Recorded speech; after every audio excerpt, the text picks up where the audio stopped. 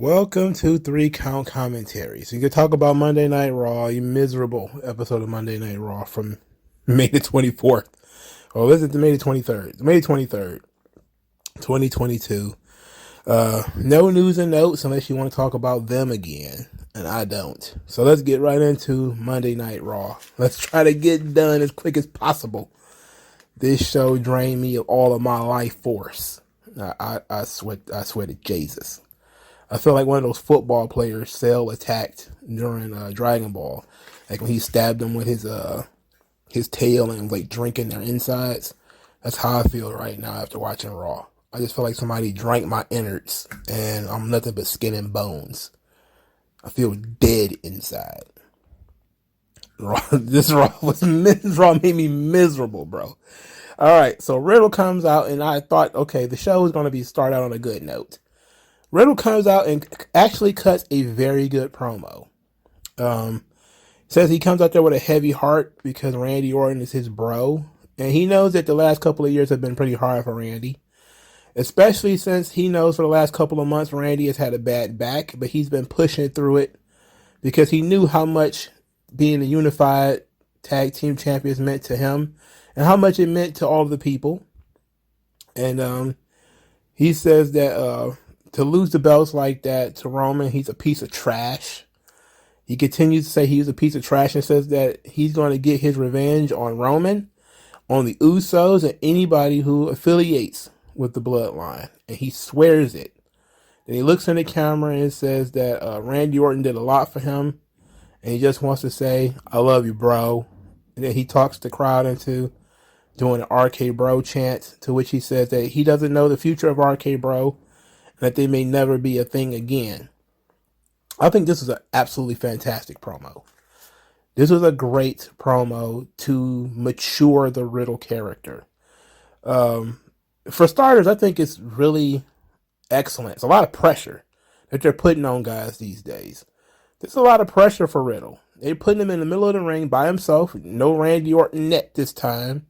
So all the reaction is only on him. Like they've been doing this for several weeks, where Riddle been doing most of the talking, and then Randy will come in and he'll do a little bit. He'll jazz the crowd up if Riddle kind of getting a little skittish, but they'll let Riddle do the comedy, and then Randy Orton will come in with the real, the heavy stuff. But they gave no comedy to Riddle tonight. Like there was no comedy in this. There was no, hey Randy, remember what my science teacher did? Like there was none of that crap. It was Riddle. He was still smiling and fist bumping and all that kind of stuff. He still has his little scooter and everything. But you could see that the character was angrier. You could see that the character was frustrated. You could see that he was upset. He gave you the range of those emotions. All of them. He showed you that he was mad. He also showed that he was sad that RK Bro might be over. He was sad about Randy not being there. Sad that Randy is hurt. Sad that he let Randy down. He was disappointed. And I think that he did a tremendous job in this segment. And I think if this was, the point was to test whether Riddle still had it or whether Riddle gets it. I think this proves that he gets it.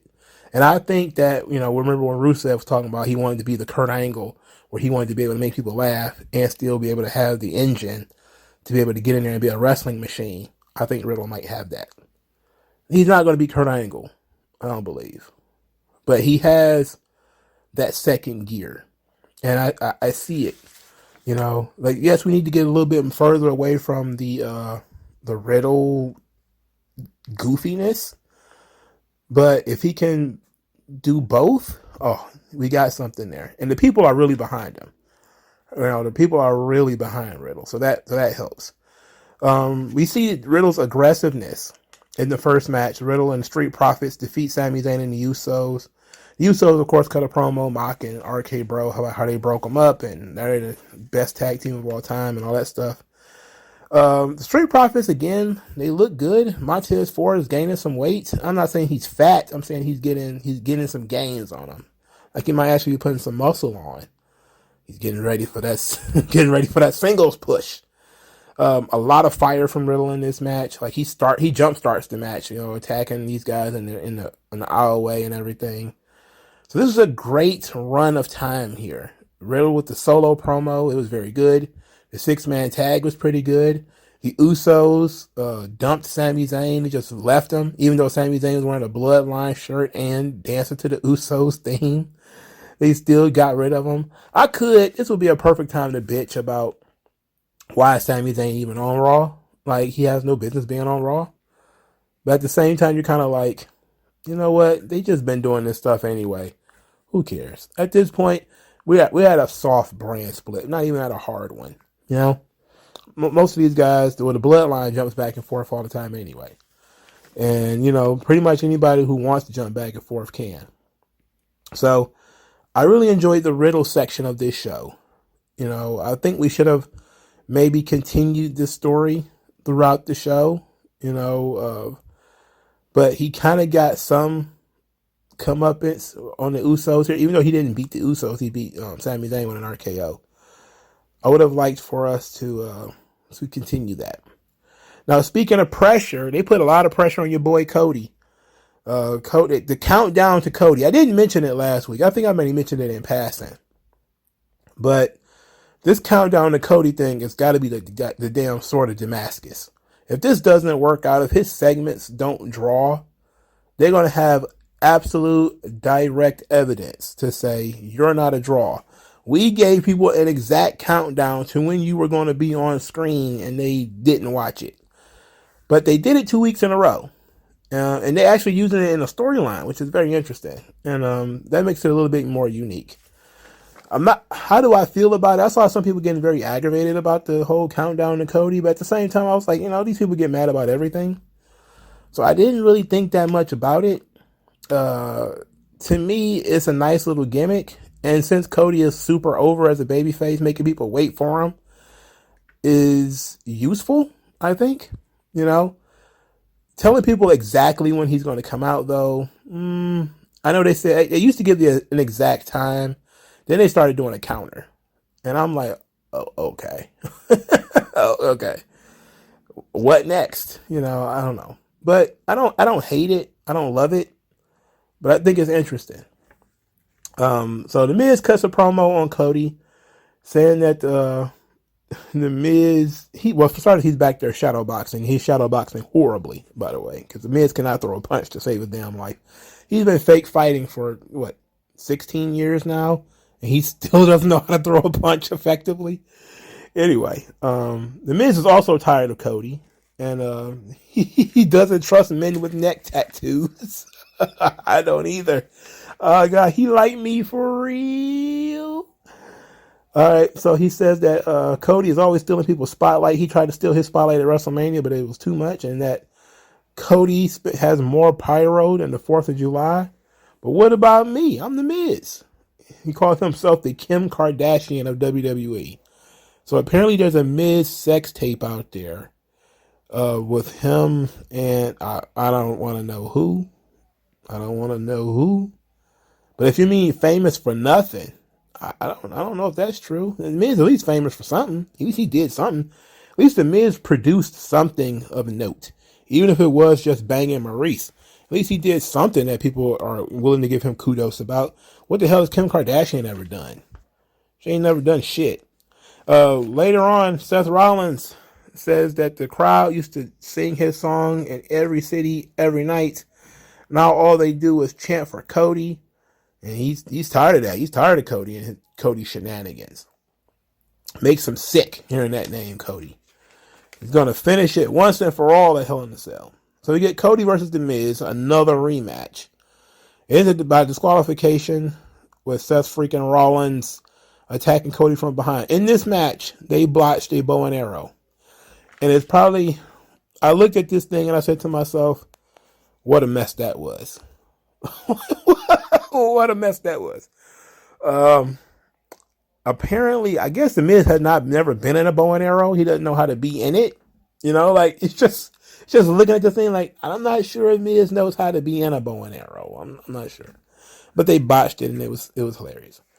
Match was fine other than that. It was just, I'm tired of watching rematches. So Seth Rollins attacked Cody, focusing on the knee. Cody had given his weight belt to a child earlier. After Miz and Seth Rollins beat up on Cody, Seth Rollins went over and snatched the weight belt away from the child. He then used that weight belt to hit Cody one time. And you can tell they had a conversation in the back. Seth, when you take the weight belt from the kid, hit me one time. Only one time. Seth, I love you, man. I trust you. I'm giving you my body. Just hit me one time. And then so he hit him once, whop. Cody sold it because it makes sense to sell it. And then, Seth Rollins kind of left him alone. So then we got theatrics Cody. Melodrama Cody. Acting student Cody. As he's limping and he's clutching this weight belt in his arms and he's limping because, he just got thrown into some steps and they targeted his knees and two guys just jumped him and he's limping and clutching that weight belt. And then without even looking, he didn't even stop. He places the weight belt in front of the kid and keeps going. And the crowd erupts. And I was like, this motherfucker.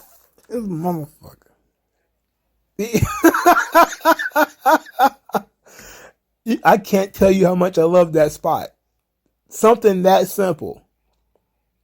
I loved it. I thought it was fantastic. That was tremendous. Big thumbs up on that. All right. They have not really done unique babyface stuff like that before. They used to. People used to take time to do unique babyface things like this. Cody giving the fan the belt back. And I have to give one of these dirt sheets credit. I think it was bodyslam.net. Where they said that imagine being not just that kid, but any other kid that you would think Cody really does care about us. He brought the weight belt back. And I said to myself, exactly. It's not just he survived the beating. It's also he survived the beating and still had in his mind, I gave this belt to this kid. I want this kid to have it. It didn't come across completely contrived either, because he didn't stop there to gloat and to soak it up and to be a glory hound. He was still selling. Like he was still limping, and he just kind of boom, just put the belt right in front of the kid and kept going. He didn't stop to acknowledge it or anything. And the crowd just, wow. I was talking to people earlier about, I'm talking about comic book movies in here because it's raw sucks. About Superman. The new Superman movies, the Snyder Superman movies, they're terrible, by the way. And what's wrong with those movies?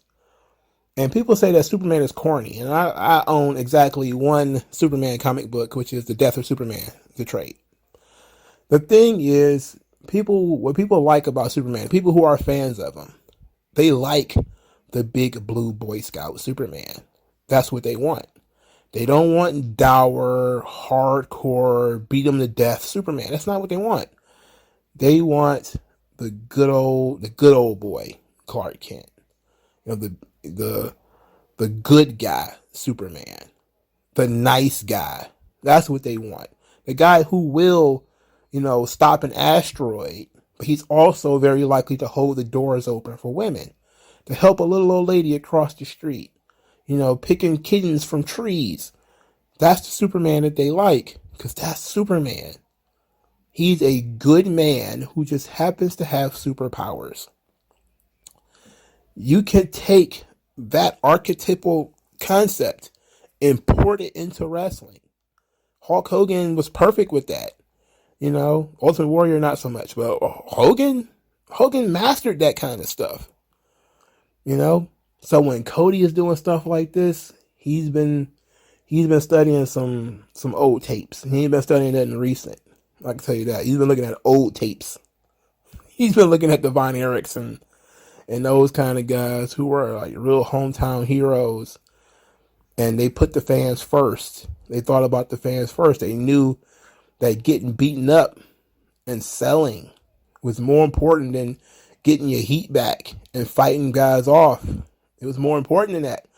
You're not looking weak. You're getting sympathy. It's all about perception. That's the thing. Sometimes people will see you getting beaten up and say, oh, you just look weak. You get beat up every week. And then you contextualize it for them. And Hell in a Cell will contextualize that Cody has been getting beaten up, stomped on the announce table, whipped, his knees targeted. He's going to contextualize this thing at Hell in a Cell by showing you Seth Rollins cannot attack me from behind now. Now he'll see how tough I really am. It's really good. Cody has really stepped it up since he went to WWE too, and I think a lot of people have kind of overlooked that. Like, a lot of people have said, hey, you guys hated Cody, and a lot of them did hate Cody. Again, I was always kind of Cody shit with the best shit on the show. But I think he has stepped it up. There's more fire there. There's more of a chip on his shoulder, And this promo that he cut a little bit later on kind of, continued that. Where he says that he's coming out of the waiting room. He went to go get checked out, his knee checked out. He comes out, he said that, hey, I could put weight on my knee. It's good news for me, bad news for Seth Rollins. Then he starts talking about how it's dawning on Seth Rollins that he can go 0-3 against the American Nightmare. And I was like, okay. So he really cut this really good promo, in addition to having some really good segments and a decent match with The Miz at the end of disqualification. I don't have any complaints. This is really good. What they're doing with Cody has been masterful so far. And it seems like it might just be maybe Cody and one other person. Maybe Seth, maybe somebody else putting this stuff together. It doesn't feel convoluted and over the top as some of this other stuff does. Namely, Bobby Lashley, MVP, and Omos. I know we all sitting back saying, how can this possibly still be going on? Well, it's still going on because the real heat ain't between Omos and Lashley. It's between MVP and Lashley. And yes, that makes sense. That makes sense to me. It makes sense to most people who've been paying attention to this story. So you would think that the blow-off match would be MVP and Lashley. Nope. They're continuing to have Omos wrestle Lashley. And they've done everything under the sun already. They've had a cage match. They've had an arm wrestling match. They've had 2 matches on, 2 singles matches and a cage match. And now they're going to have yet another match. Now, the Almighty Challenge.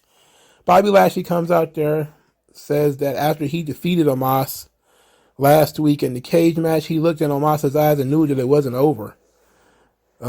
They still have a lot more to fight about. And I was like what exactly? What y'all so mad at each other for? I'm not even sure what y'all mad at each other for.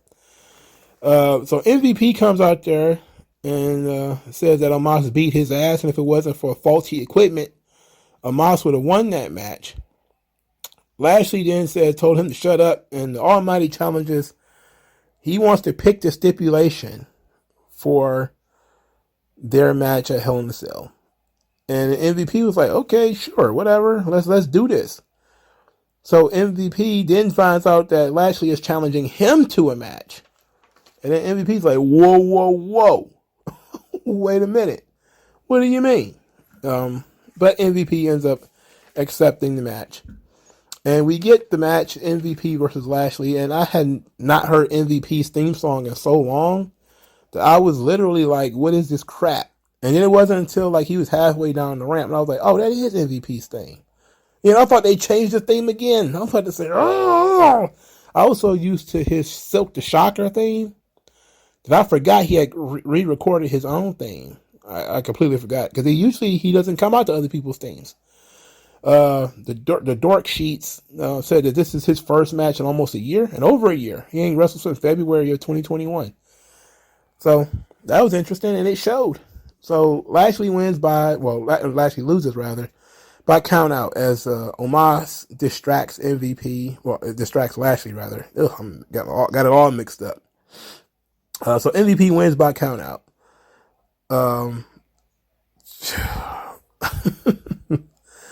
So after Lashley fights off Omos, who distracted him and got him counted out, Lashley goes in the ring and puts MVP in the hurt lock. Now, the crowd could not have cared less about this.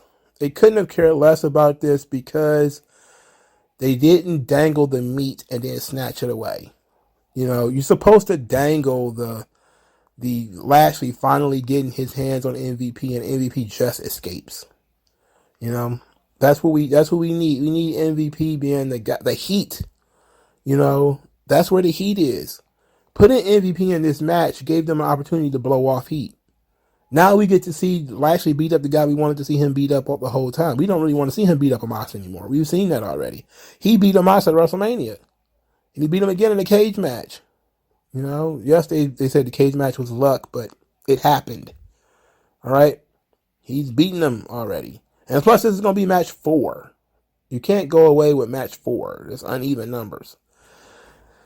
But MVP has won this match. How are we going to do? What kind of gimmick will it be? I don't know. It'll probably be a handicap match, you know, or it'll probably be 3-on-1 with Cedric Alexander or something like that. That would be my guess if I was to make an educated guess. They would do it 3-on-1.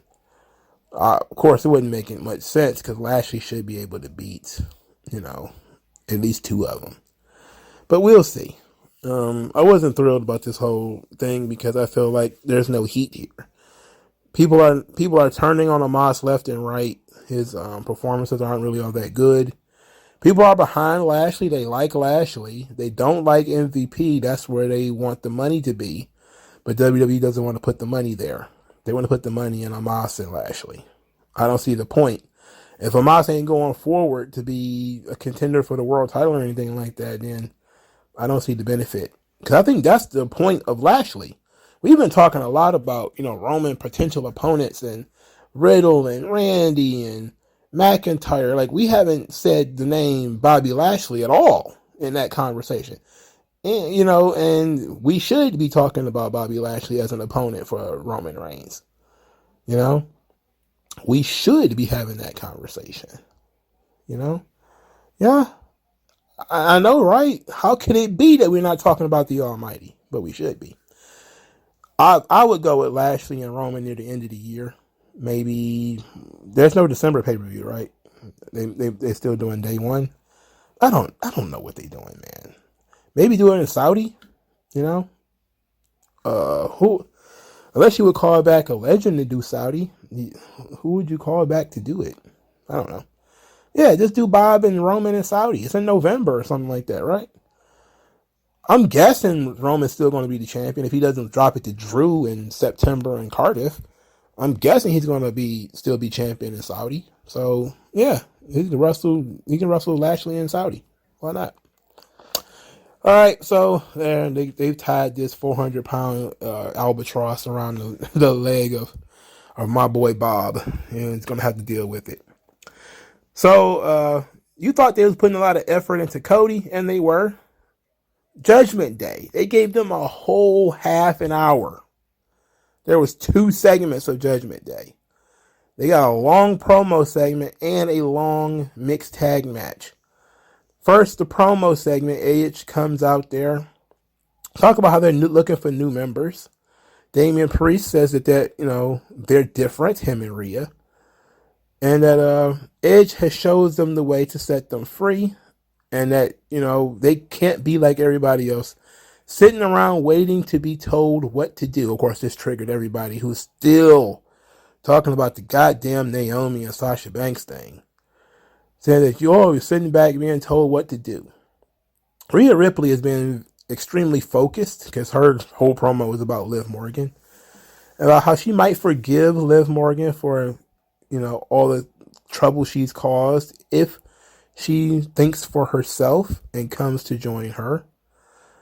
They did an interesting thing where they talked about, where Damian Priest was talking about, be who you are, stop being scared of being yourself. Who's going to join? All rise. All rise. Then Edge says that Judgment Day is the truth. Judgment Day is power, especially mental power. And that Judgment Day is an opportunity to rewrite your career. And he talked about how he had to struggle. He had to fight. He wasn't earmarked for the top like John Cena. And everybody was like, dun, dun, dun. He's talking about John Cena. Bah, bah, bah, bah. The summer of Cena. Cena might be coming back this summer again. I did see that Cena is starting to get the itch. I don't think he has any projects coming up. Maybe he might do a short house show run this summer. And are they teasing a Edge Cena SummerSlam match? Perhaps. That wouldn't be too bad, actually. It'd be 16 years since their big clashes in 2006 when their feud actually began. This new version of Edge versus John Cena could be very interesting. Especially since, Cena wrestled for a little while without Edge being there. They might be able to rekindle something, an old flame. That could be fun. That could be really fun. Because then we also might get Cena and Damian Priest. That could be fun. But he mentioned the dissed John Cena. He also mentioned some names like Tommaso Ciampa, Corey Graves. People who could potentially join Judgment Day. I'm pretty sure if he said your name, you're not going to be in Judgment Day. So this promo segment was pretty long. I think we got a lot out of it. They're looking for people to join up here. Okay. So Judgment Day versus AJ Styles and Liv Morgan. Mixed tag match, Rhea Ripley, Damian Priest versus AJ Styles and Liv Morgan. A solid match. I didn't have any problem with it. They told some visual stories with Liv Morgan. Like, they've shown you that Liv Morgan versus Rhea Ripley is not much of a match. But in this situation, Liv Morgan is motivated. She's got a new partner. She seems to be very excited to have partners and friends and stuff.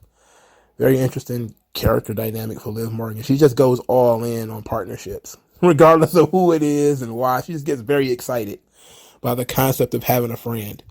Almost like a puppy, she turns into a little puppy like, yip, yip, yip, and just circles around you 100 times. Like, she's just very friendly. So she was very excited to be teaming up with AJ Styles and Too Sweet and everything, which of course led to the whole is Liv Morgan in Bullet Club. We'll talk about that in a moment because it was ridiculous. Anyway, Edge cheats a lot to make Liv Morgan look not so bad, even though we saw the one-on-one match where Rhea just ate and Liv alive. So they did something here where they basically gave Liv Morgan a little something to complain about. She didn't get beat clean. So she still lost, but she didn't get beat clean.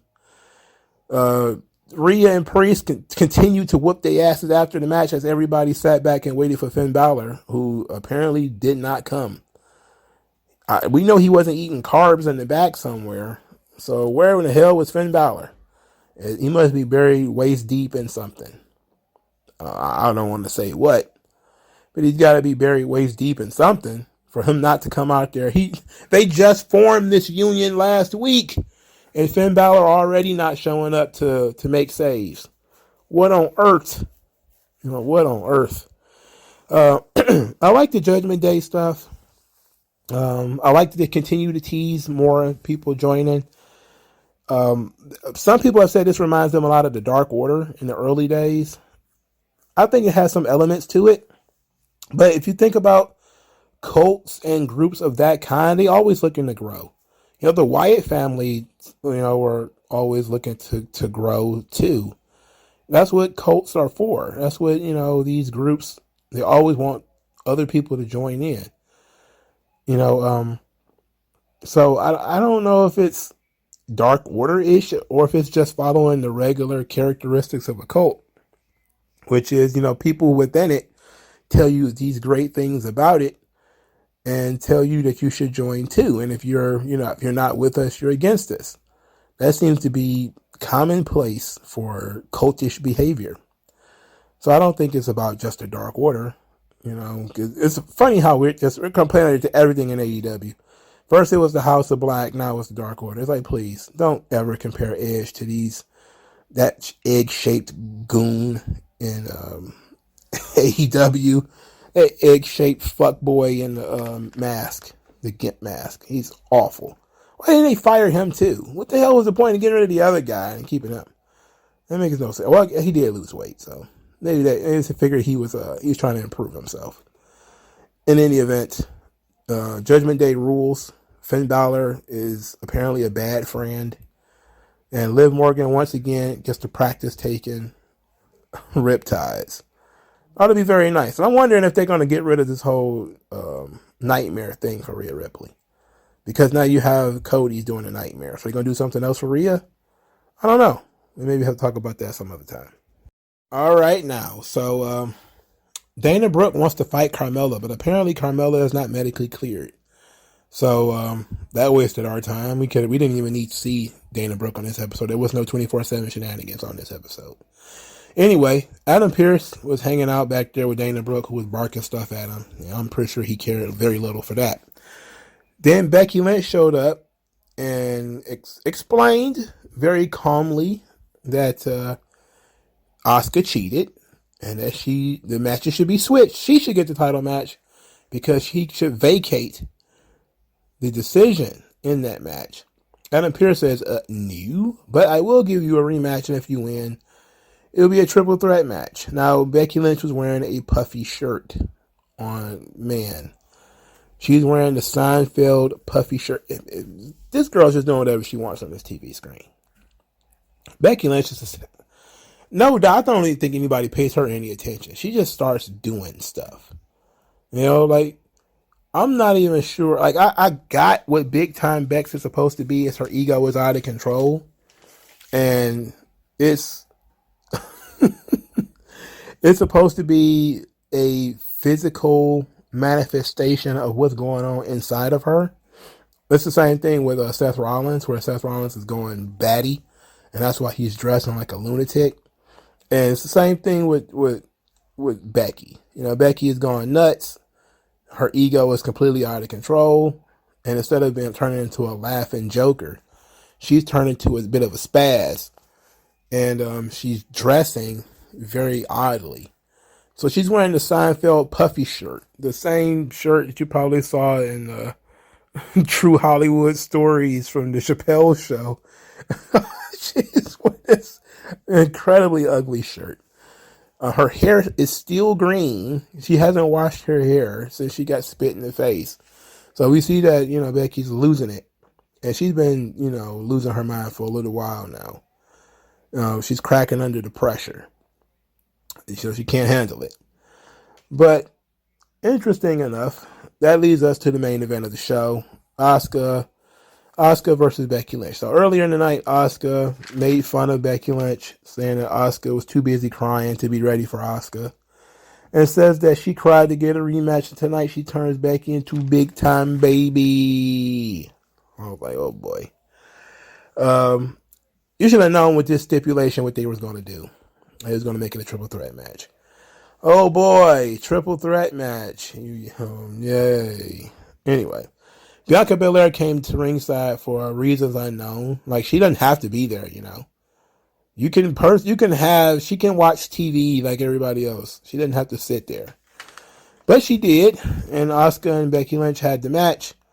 Becky Lynch teased Asuka to throw this kick. She threw a roundhouse kick. Becky ducked it, booted Bianca right in the face. Then we get back into the ring where we have the sunset flip pin.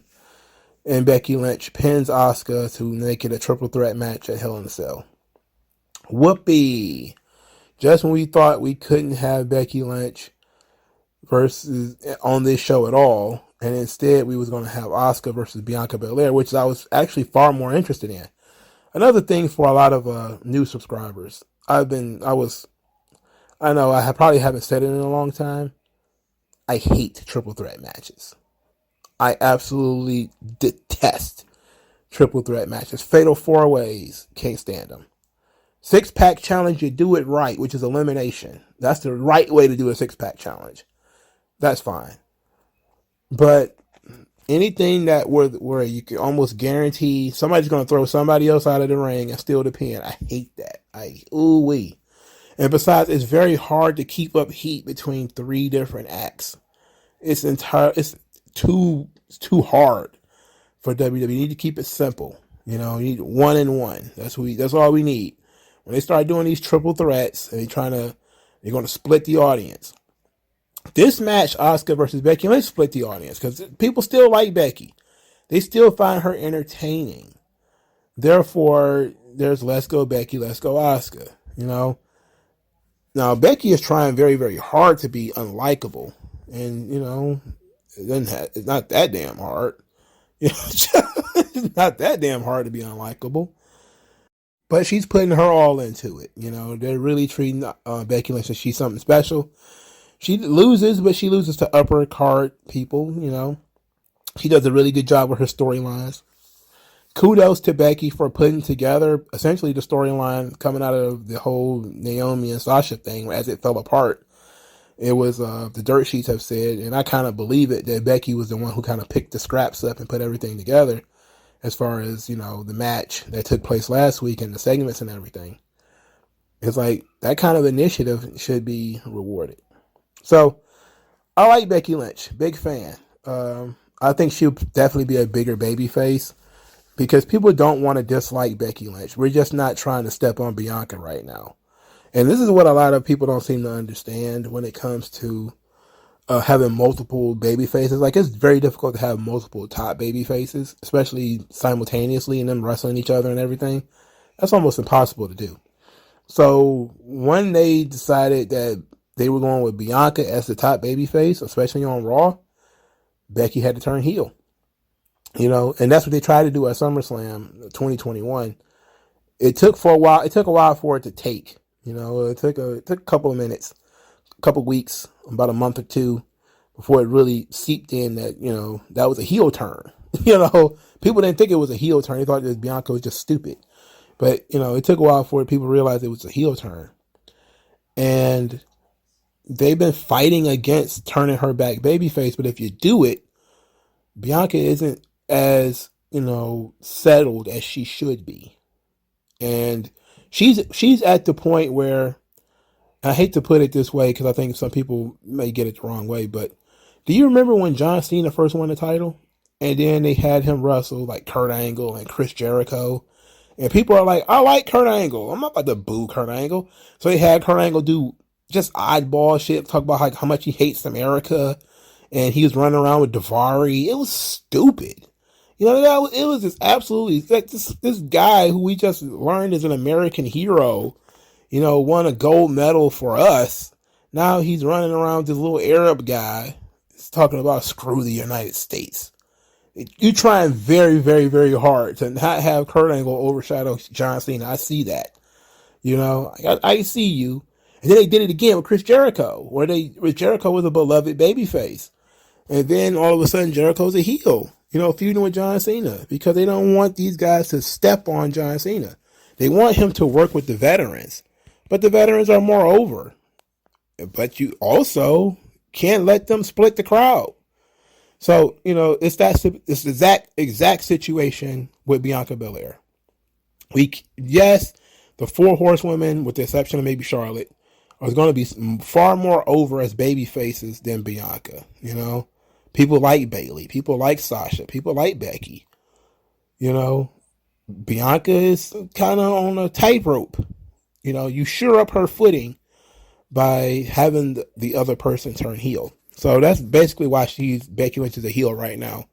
I don't know how long they intend to do this, because Becky Lynch as a heel is, I don't know how the legs of this thing, I don't know how much longer they can possibly go. But I guess it depends on, what's going to happen with the belt. I'm guessing they're going to give the belt to Rhea. That would be smart money. is Rhea wins the belt at SummerSlam, and then maybe you turn Becky back babyface in order to feud with Rhea. I think that would probably be for the best. But I like with the Becky Lynch thing. I just see her struggling to stay a heel. She's fighting it. Just like Shotzi is fighting it to stay as a heel. Becky is too. They're fighting it. You know, they should be baby faces and they know it. Now, the Becky Lynch stuff is kind of contrived. I hate triple threat matches. It is what it is. The Veer Jerry Lawler segment. This is when I felt the needle go into my back, and I felt like I was drained of my life force. This was so bad. This is so bad. I don't know how old Jerry Lawler 80 yet. He's about there. So they started doing this segment, and Jerry Lawler's trying to get to the bottom of why Veer Mahan's doing what he does. He says, "What's the secret? This is the secret to your success." And Veer just stares at him. Why the Dominics? Why did the Dominics do? Why are you attacking the Dominics? He literally said the Dominics. We should definitely have a tag team named the Dominics now. Why don't we have a tag team named the Dominics? Vince, get right on it. He meant the Mysterios, of course. Then the King starts doing roast comedy about how hairy Veer is. Then, you know, one of them was actually funny. What was the one that was actually funny? I think that might have been the first joke, not the one about Bigfoot. The other one, I forget it already. It wasn't that funny. I forgot what it was. Anyway, Veer finally gets the microphone. He growls in it that he's not there to joke, that Ray is a legend, and hanging out with Dominic has made him weak. So then Jerry Lawler continues to beat around the bush, and Veer is about to rip his head off. This led the Stem Cell group. They run down to the ring and save Jerry Lawler with the power of stem cells. The Mysterios back down Veer by using 2-on-1 tactics. Some people was kind of like, you know, why is Veer backing down? You know, Veer shouldn't back down. It's 2-on-1. They're both small. And this is where we get the whole perception thing. You know, yeah, you can look at it and say Veer isn't going forward. He's not continuing to fight. And it would be this point where you would do something to kind of protect his image, like have a whole bunch of officials come out and you drag him back by the arms and legs. You know, he should be like a snarling pit bull trying to get at these guys, but he's being held back by these gnarly 6-foot security guys. You know, that would be cool. That would make Veer seem like an absolute psycho who needs to be, you know, pulled away. So in this instance, however, we just had the invisible wall. You know, they kind of told a little bit of a story there where he kept trying to get back in the ring and the Mysterios kept jumping on him, kneeing him in the face, drop kicking him and stuff. So he's kind of like, you know what, the hell with this. I'll find you Jay Browns at some point. I'll get my hands on you yet, Rey Mysterio. It's all a matter of perception, you know, with this whole Veer Mahan thing. These guys, technically he didn't run away, but he stopped pursuing it because he saw that there really was no benefit to it. You know, there's no, do a cost risk benefit analysis for this. And there was the benefit to him beating up the Mysterios again? Nothing. But he felt the power of them stem cells, so he got the hell out of there. All right, so Alexa Bliss is back, and she's going to be wrestling Nikki A.S.H. I cringed at that. Alexa Bliss says she's back. She's having fun being herself and staying out of trouble. And, you know, she went to therapy, and she's going to be wrestling tonight. Nikki A.S.H., her former best friend, and now her best friend now is a doll. And Nikki is running around dressed like a superhero. Then she made a shot at Sonya Deville by saying Sonya Deville probably needs therapy. So Alexa Bliss has no direction. There's no direction. She defeats Nikki A.S.H. It was during this match today that Corey Graves talked about them again. Them being the ones who lost their Facebook pages and got everything taken down. I'm tired of talking about them. All right? To hell with them. They disappointed their fans. I'm just not one of them. I like Sasha, though. I'm a big fan of Sasha. And I appreciate Naomi, but come on. We're talking about them too much. And yes, I did see that cringe article that USA Network put up. I was definitely looking at that like, wow, why would they post that? Everybody kept saying, like, it's a work. I was like, I don't know if it's a work now. Come on. I'm looking at this thing, though, and saying to myself, that's goddamn weird. USA Network is tweeting about it. That's some weird shit. That's definitely weird shit. Okay? That's like finding a unicorn. That's very weird. That did kind of make me think it's a work. That did kind of, tell me it's a work, but I don't think so. I don't think it's a work. I think they're gonna try to make it a work later on, though, which would be smart. Take something that was obviously upsetting to people and turn it into a storyline. Back to this Alexa Bliss thing. She just wins because Nikki A.S.H is a fool and she's dressed like a goddamn moron. She's dressed like one of those characters out of that stupid movie, Role Models. You ever seen the movie Role Models, where the McLovin from Superbad is doing a cosplay society with like knights and shit. Like Nikki acts like she belongs out there with all them motherfuckers, like all them Dungeons and Dragons type motherfuckers out there. Like she should be out there with them, Very weird. There was no story between the two of these people. There was no storyline. They didn't talk to each other, talk about each other, outside of Alexa saying, oh, she's my best friend at one point. And that was it. Doudrop also didn't come out there to berate Nikki for not taking this match seriously, which is what I thought was going to happen. I thought we were going to get Doudrop picking on Nikki, and then maybe Alexa would save Nikki, or something like that. But Alexa Bliss, this is the first time in a long time where she just has absolutely no direction. Usually Alexa Bliss has something, either it's a talk segment, a tag team, or she's doing something. This is the first time where she's had long periods of time where she just does nothing at all. Like, she's winning matches, but it's like, for what? I don't see Alexa Bliss getting in the mix anymore. For starters, she's injury prone. Second, she's very small. Like, she was lucky to be in the mix the time she was in. And I think Alexa Bliss is starting to get into that era with Sasha Banks where the division is very small.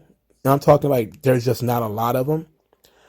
And they've done everything that they could possibly do. Like, they've been SmackDown Women's Champion, Raw Women's Champion, Tag Team Champion. They've maxed out. So now it's like personal feuds. And the company just still drags ass when it comes to giving women personal feuds. And they just don't want to do it. They just don't want to do the storytelling aspect of it, which is, the money. But when the women are getting bigger, and that's something I wanted to talk about in a separate video. But I don't know if y'all saw that picture of Bianca Belair and Rhea Ripley and Raquel Gonzalez back there flexing. There was more testosterone in that picture that will take place in the main event of Double or Nothing. Right? Those are three well-built, jacked, 6 feet women. All right? That's what WWE wants for their women's division. They, Rhea Ripley, when she was all bowing up on AJ Styles, she was bigger than AJ Styles. That's what they want. They want tall, brutish women. The little dainty girls like Liv Morgan and Zelina and Sasha, they're going to be bump machines for these girls. That's pretty much it. Like Alexa Bliss she's got those concussion issues. I'm not so sure she's going to even be able to be a good bump machine. Now, Doudrop might be fine. She got the body weight. And that's always room for an Earthquake or a Bam Bam Bigelow style heel. There's always, room for one of them. But all the small women, I don't know, man. That Alexa Bliss train, she might have to follow Sasha on out to Hollywood. Like, you've done everything that you can do. They've kind of run out of storyline ideas for you. Maybe she'll get lucky and she'll end up in this tag team thing. There's still some stuff there. Obviously, she's not an old lady. She's not like an old maid or anything like that. There's still stuff, but it's all about the company, loosening up and wanting to actually do it. But I don't see Alexa Bliss, being a challenge to Rhea Ripley or Bianca Belair. I just don't see it. She's too small. And her offense doesn't look good. I don't see Bianca Belair doing a job for a Twisted Bliss or a regular DDT. I just don't see it. It doesn't make sense for like a Rhea Ripley to do it or anybody else to do it, Ronda Rousey or anything like that. It's just a tough time to be a petite woman in WWE right now. To be a Liv Morgan or a Sasha Banks, or a Zelina. Because I'm telling you, you're going to be eating pins and getting bumped all over the place. It's like being a small man in WWE, being a Ricochet or something like that. Or you just fodder for the for the big uns. And as the women's division in WWE gets bigger and more physical, yeah, it's going to get that bad. So I feel bad for Alexa Bliss and Nikki Cross, to be quite honest, because Nikki had potential. Then they gave her the silly superhero gimmick, or she gave herself the silly superhero gimmick, and it flopped. It imploded upon her. Last thing to talk about is the absolute goofiness that is Ezekiel and Chad Gable. I was dead by this point. I did not want any more. I was disgusted. I was so sick of this. I'm kind of sick of the Ezekiel shit. Like the Kevin Owens thing, this guy main evented WrestleMania, dog. I know people kind of like this story, and I thought it was funny, and I still think it's funny. But I don't think it's funny that Ezekiel is wrestling Chad Gable every week for a fucking month. I don't think that's fun. Not watching this on TV, it's not fun. House shows is a completely different thing. But seeing the same thing on TV every week, that's called a rerun, dog. Ezekiel wins because, of course, he would win. Afterwards, Kevin Owens challenged Ezekiel to a match at Hell in a Cell. I was like, okay, well, good way to waste all of our time. I don't care. All right. I don't care. Where was Theory on this show? There was no Theory. There was no Finn Balor. Did somebody catch something? Do they got the shit? All right. I forgot what I was supposed to talk about. I completely forgot. Maybe I talked about it already. Anyway. So there was some stuff that was being thrown around. Some people who are suggested that we're going to be in Judgment Day. Kevin Castle said that he heard Dominic Dijakovic, who wrestled as T-Bar, might be in this group. And every group needs an eater of pins. Every group needs that. But Donovan Dijakovic is a waste of a spot in Judgment Day. I mean, the guy just has the charisma of a bar of ivory soap. He's awful. All right. He's big for nothing. He's awful. Always been awful. He's incredibly terrible. This is as bad as hearing that Mace was going to be in the Max Dupree Maximum Male Models thing. I'm like, why didn't someone let these guys go? Just get rid of these fucking guys, okay? Let these fucking guys go. Let them go home to their families. Their families missed them. I'm pretty sure his mommy and his daddy miss them. Let them go have borscht or something like that. I don't know. We don't need to see this guy anymore. We've seen enough. I suggested, and this is probably going to get me roasted, I suggested the Viking Raiders. Why? Why do I suggest that the Viking Raiders should be put into the Judgment Day? Because the Viking Raiders are stale as open crackers left on a kitchen table for 6 months. They are fucking stale. They need something different. And the Judgment Day need a tag team. So, since it would be great to be able to rebrand these guys, get rid of the silly Viking stuff, change their name, maybe they can get in some better shape. They can look better. They can be taken more seriously. They can turn heel. There's more that we could do with those guys as a tag team. And plus, I think every stable should have singles guy, girl, tag team. Like, we don't need as many singles guys. Like, it's great to say Tommaso Ciampa or Finn Balor, maybe another girl like a Paige or a Shotzi or something like that.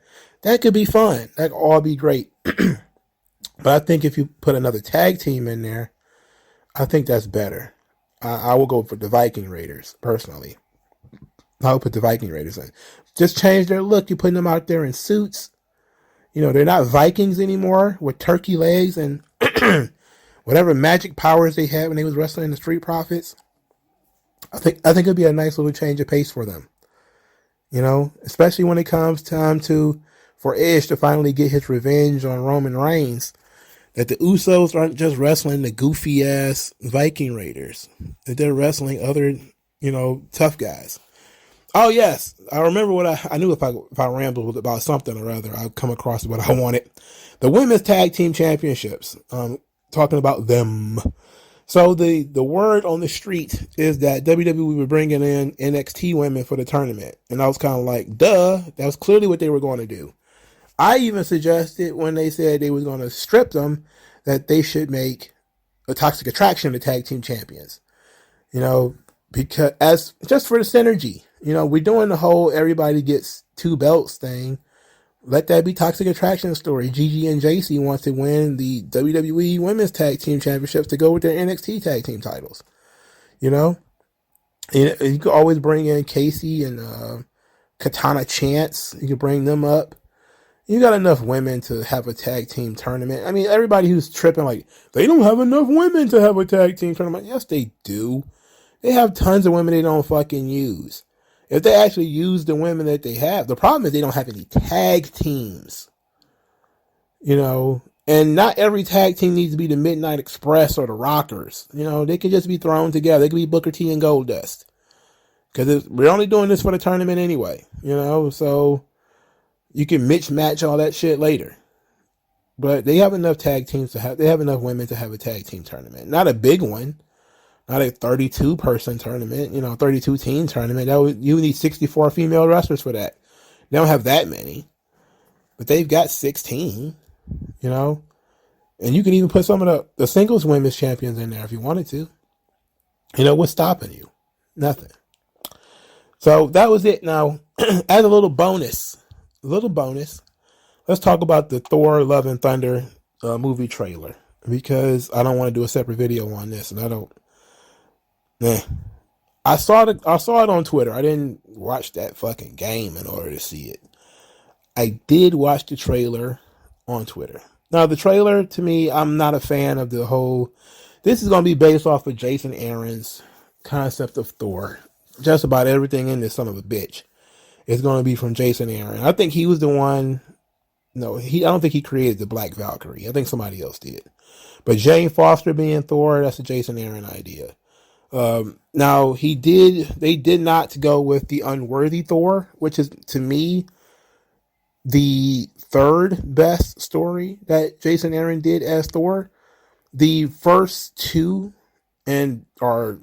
stories that he did were God Butcher and God Bomb. Now these are the two arcs that will be covered in the movie by the villain Gore the God Butcher. And Gore the God Butcher is a badass, awesome villain. He is fantastic. The crux of Gore the God Butcher is that Gore is this he was a religious man who believed that the gods would take care of him. And then he saw his family starve to death. But when the gods refused to answer their prayers. And he becomes this incredibly vengeful, God abandoned us. Gods only care about themselves. And then he comes across this weapon. And this weapon allows him to kill gods. And that's what he does. He just takes this weapon. And it gives him almost like nigh immortality and all that kind of stuff too. And he just goes around and just starts murdering gods. He's killing like pantheons of gods. And of course, Thor is going to have to stand against him. So I'm guessing that's the arc they're going with in this story. Now, in Jason Aaron's version of Thor, this was before Jane Foster became Thor. Jane Foster becoming Thor is an absolute... I don't want to go into that. Anyway, the movie, I have no interest in seeing it because of the whole Jane Foster Thor thing. But to me, it would have been a little bit more interesting if we had gone with the unworthy Thor for the movie as the counterpart to the Jane Foster Thor. Now, in how this worked is pretty typical. The male loses his penis, he becomes less of a man. The woman gains a penis, she becomes more of a man. Everybody knows how that works. In other words, Jane Foster's got the hammer. She's awesome. She's stronger than he is. Yada, yada, yada. He's lost his hammer, so now he's all dour and what am I going to do? Who am I? What am I? Am I really Thor if I don't have my hammer? What? But the writing of the unworthy Thor was very good. You know, this was the version of Thor that Jason Aaron was writing as Jane Foster was running around calling herself Thor. There was a version of Thor, what they call Thor Odinson. And he had like this axe. He was like killing people with an axe and stuff. He was still a badass, but he was a little bit on the sour side because he was unable to wield Mjolnir. And he was tempted with this axe, which was Mjolnir from the Ultimate Dimension. I don't want to go into that, but it wasn't his Mjolnir, and it was kind of like drawing itself to him, like drawing himself to it, and he wanted it because he wanted to be Thor. And then he realized he didn't need to be, he didn't need Mjolnir to be Thor. That was sort of the journey, is that Thor is more than just a hammer, even though clearly it's something if Jane Foster can call herself Thor when she's got the hammer, right? But, the idea is that he is Thor. He's Thor within and all that kind of stuff. I think they kind of toyed with this idea for Endgame when they made him fat. He looked like Homer Simpson and everything. It was awful. But if they would have went with sort of the unworthy Thor, instead of Thor goes on spring break, that's what it looks like. It looks like Thor is going to go on spring break and have fun with his friends and leave Valkyrie and Jane Foster to fighting all the enemies and stuff. Then he might come in and save the day or help them win in the end. And I'm like, ugh, I have no interest in that. I have no interest in that. I have no interest in it. I don't even have an interest in bootlegging it. I just have no interest in it. But I figure, yeah, I did see it. No, I did not watch Moon Knight. No, I didn't watch Mobius. There's something else I probably didn't watch either. But, Thor is one of my dudes, man. I like Thor. And so I didn't really care for the Thor movies though, but at least I saw the trailer and I recognized a lot of things. And I got excited when I saw Gore. And I was like, you know what? That Jane Foster thing is a hard hill for me to climb, dog. I refuse to deal with the Jane Foster Thor. But Raw was mediocre, and I'm pretty sure this trailer crushed it in social media and everything. But let me know what you guys think in the comment section below. Like, share, and subscribe. I'll talk to you guys later, man. Peace out.